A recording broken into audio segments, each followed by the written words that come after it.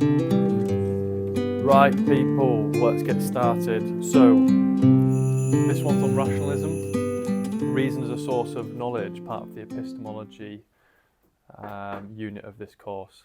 So, rationalism is the view that reason and logic are the primary sources of knowledge. So, this is juxtaposed to empiricism, which we know now is the view that observation is the primary source of knowledge. So this emphasises that innate ideas are what gives us our basis of knowledge, and also that we can have an ability to derive truths via deduction. So the two main topics within rationalism for the purpose of our course is Innatism and Intuition Deduction thesis. So Descartes' Intuition Deduction thesis, and then Innatism will be looking at Plato and Leibniz within that as well. So start with Innatism. That is the idea that we are born with some innate knowledge or some innate ideas. What that means is we inherit those ideas as soon as we become human, or as soon as we're born into the world. And we discover these innate ideas, like mathematics, for example, via reason. So we discover knowledge that's already in there via reason. So Plato, Descartes and Leibniz are our key philosophers for this topic. So Plato was an ancient Greek philosopher, and he was one of our first innatists. He thought that innate ideas are things like understanding geometry and mathematics, and also the theory of the forms. So he thinks we have this idea of the perfect forms, these abstract ideas of the perfect forms of things, which we're going to have a look at in more detail. So in terms of theories of the forms, it kind of looks like this. So when we're born into the world, we're born from the world of the gods. And from this world of the gods, when we come into this imperfect world, we already have some idea of all the perfect forms of things in this world. Or we have an abstract idea of all the perfect forms of things. And because we already have these innate ideas of the perfect form of, say, human or justice or trees or redness or beauty, we can recognize those features of the world when we come into it.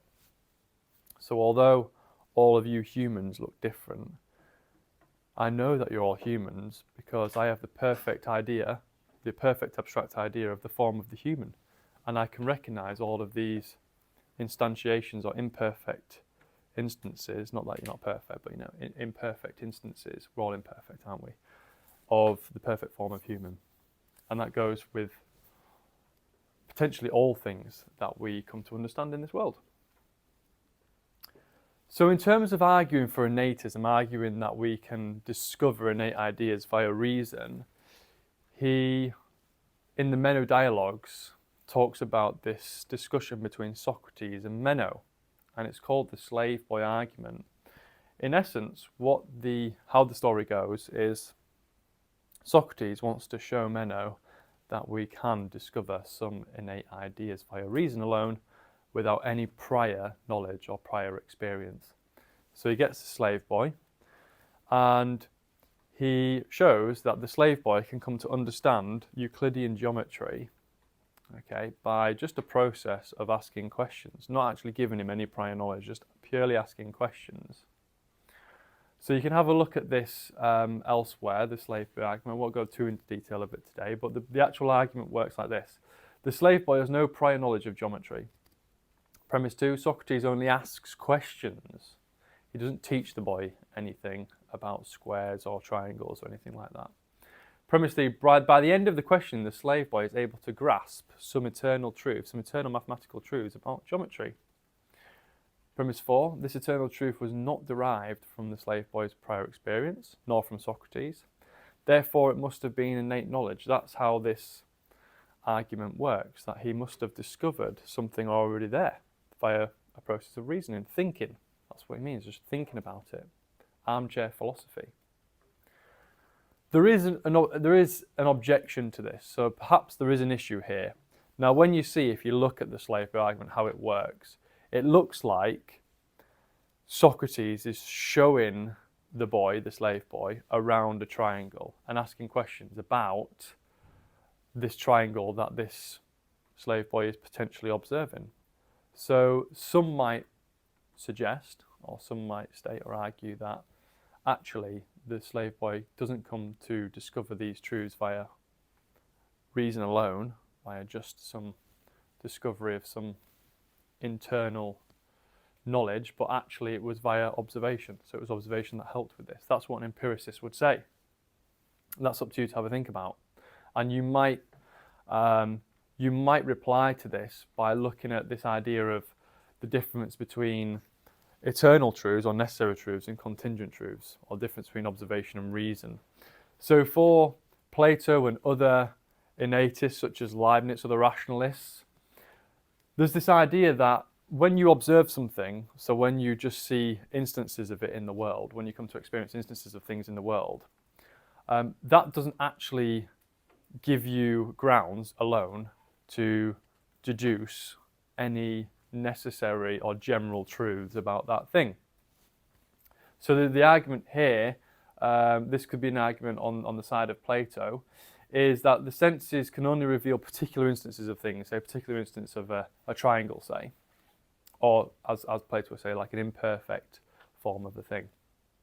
Premise 2, the mind can grasp perfect universal concepts, such as mathematical proofs, which aren't just about particular instances, but more general universal truths.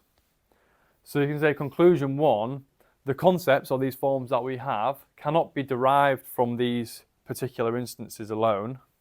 They have to be derived elsewhere. Therefore, conclusion 2, they must be contained within us to begin with. They must be something that we must already discover, that we don't just learn from observation. They must have already been there as an aspect of being a thinking thing. So Descartes was another rationalist, and he thought that we had innate ideas of things like mathematics and the cogito, this innate self-evident truth that I think, therefore I am, that I'm a conscious thinking thing, that's a self-evident truth, and also God as well. We're going to look more at Descartes when we look at the intuition and deduction and thesis, because that's his key rationalist theory. Leibniz was our third innatist, our third rationalist, and he was perhaps a little bit more sophisticated because he was a later rationalist that said some pretty good stuff in innatism. And he thought that we have these innate ideas, what he called principles of the mind, things like logical truths, mathematical truths, a sense of identity and a sense of self and time and space and that kind of thing. So this is what Leibniz says. These are some extracts from Leibniz. Ideas and truths are innate in us as inclinations, dispositions and tendencies, or natural potentialities, but not as actual thinking. So what he means here, and this is perhaps something that you'll use in a 25 marker, is this innate knowledge that we have comes in the form of the ways that we can think about things, the abilities that we have to reason, not as the actual ideas themselves, but just as a disposition or a potential that we have to discover these ideas. That is essentially what he thinks are innate ideas, which he calls principles of the mind. And again, looking at this idea of being able to prove general truths requires us having this ability to reason, not just being able to observe something. So he says, although the senses are necessary for our actual knowledge, we have to be able to observe things, to be able to learn them. They're not sufficient to prove it all. So he thinks what's sufficient to prove it all, what we need to prove it all, is an ability to reason, to make inferences, to make deductions, to think about things in a more general, abstract way. That isn't just about the senses alone. So some issues with innatism will come from the empiricists, such as Locke and Hume. Locke on the left, Hume on the right. The first issue from Locke is to state that there can't be such a thing as an innate idea, because if there was an innate idea, if we all had these innate ideas or innate knowledge, then we would all universally, everyone would universally agree to them, universally accept them, universally understand them. However, as Locke puts it, babies and idiots, or babies and people that can't really think properly, they don't have these innate ideas. They don't agree to them. They don't understand them or see the truth in them. So surely if there were innate ideas, we all had them, then babies and idiots would, or stupid people would also have those basic ideas, which they don't. So this is an argument against innatism. We'll talk about the replies to this in a minute. There's also another objection from Locke, which is the transparency of ideas. So for Locke, he thought that if we did have these innate ideas are the types of things that we ought to just be able to be aware of, bring to the mind. And if you said something like, well, you discover them via reason, Locke would say, well, no, that's just an empirical, that's just learning via empiricism, learning by observation. Because if you did have knowledge, you would just be able to be aware of it straight away, bring it to the mind. And it seems like that's not the case. So this is linked to that first issue of no universal assent. The fact that we can't just bring these ideas to the mind when we're a young person, we have to eventually come to learn them. Therefore, we don't have innate knowledge in that way, because that's not the sort of things that ideas are. Ideas are things that we can just bring to the mind. Can't be hidden, according to Locke. Issue number 3, how can we even distinguish between innate ideas and non-innate ideas if we just have to discover all our ideas at some point in our life? So the innatist claims that we discover innate ideas via reason. Now, if that is true, then how can we make that distinguish between, how can we distinguish between innate ideas and just learning contingent truths like the fact that you're here today? So, in response to all of these, I'll talk about the responses to all of these. So in terms of the no universal assent and this whole transparency of ideas thing, the response here from the innatist is that your innate ideas are sort of like a book. So imagine your mind is a book of innate ideas. Okay, the ideas are already there.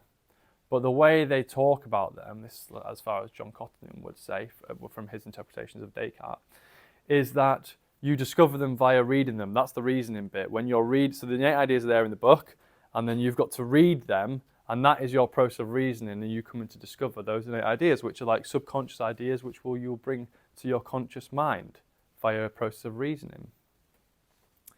And that's what they say about what these ideas are, or this knowledge isn't always apparent, it's not always transparent, but it's there subconsciously, which you would eventually bring to your conscious mind. And then the last issue here, how can you distinguish innate ideas from non-innate ideas? The simple answer there is that innate ideas are a priori, whereas non-innate ideas, contingent truths, ideas that we discover just by observation alone, are a posteriori. So that is the criteria for distinguishing innate ideas from non-innate ideas as far as innatist is concerned.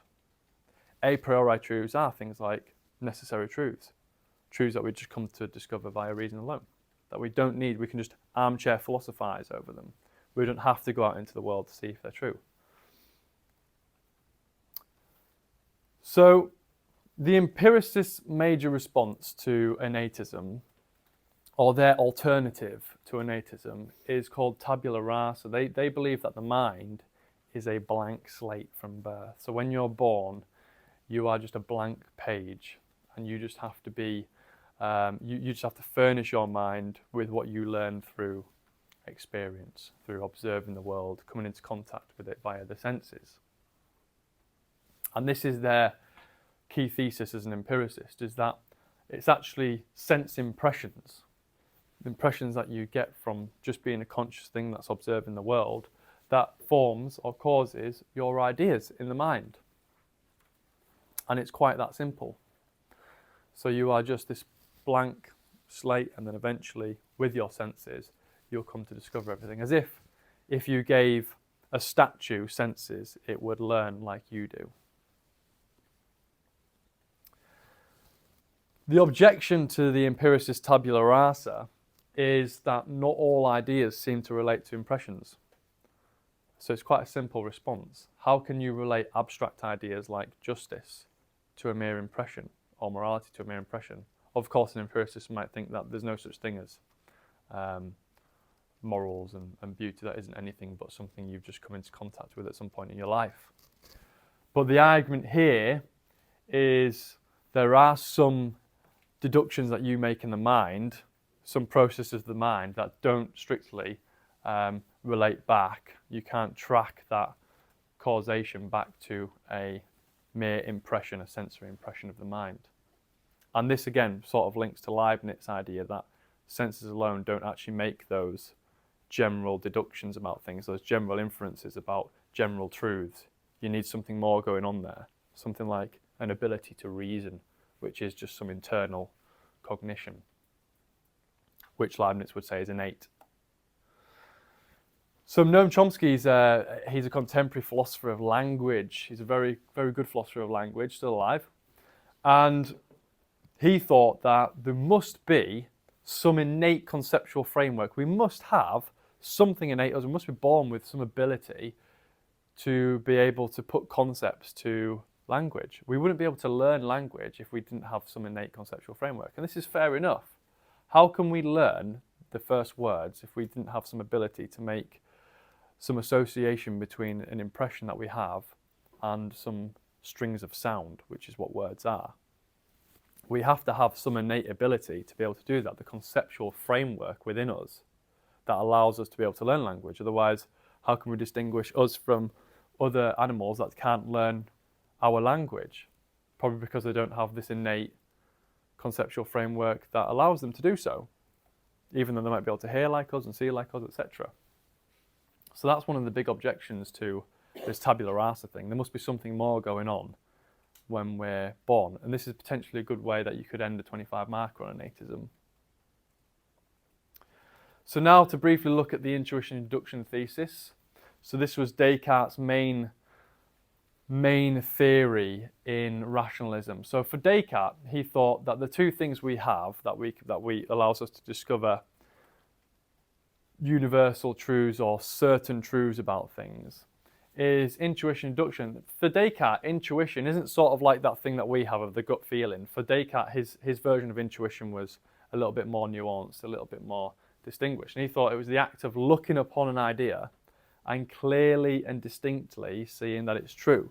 So you just have to see the idea within your mind and be certain without any reasonable doubt that that idea is true. Like 2 + 2 = 4, or like Cogito ergo sum. And then the second part of our rational ability is deduction, which is the act of making an inference that one thing must follow from another thing, i.e. that one point must follow from some self-evident certain point. And that was his foundationalism. That was his view of how we should develop a knowledge base. Start with these foundations of absolute certainties, intuitions, and then deduce other truths up from that. So in terms of clear and distinct, the meanings of these, for Descartes, a clear idea is something that's bright and present to the mind. It's very vivid, it's very clearly there. And distinct is that it cannot be confused with anything else. So like a pain in the knee. It's very clearly a pain in the knee, and it cannot be distinguished with any other part of the body, say, as an example. A problem with this comes from Leibniz. So one issue is that the criteria for clear and distinct ideas, which is part of his intuition deduction thesis, it's part of what it means to have an intuition, isn't clear and distinct in itself.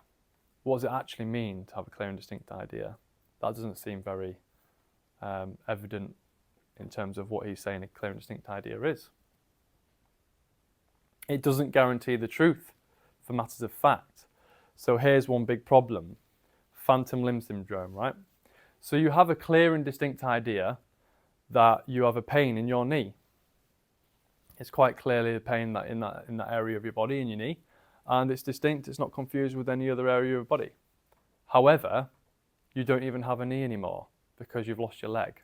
Now this is a genuine phenomena for some people that are amputees, that they can have pains called phantom limb syndrome. They can have feelings there even though there's no longer the body part there. So that's a big problem for Descartes' clear and distinct ideas. Not only that, but if you was to...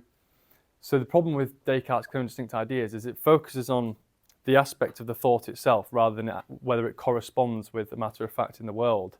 So just like the phantom limb syndrome, there's another example of if you was to kick a ball in the net, right? So you wanted to know whether you've scored a goal by kicking a ball. It's no good just looking at the way you've kicked the ball and then coming to the certainty that you must have scored the goal, because there could be all kinds of variables involved from you kicking the ball to whether it's actually gone in the goal.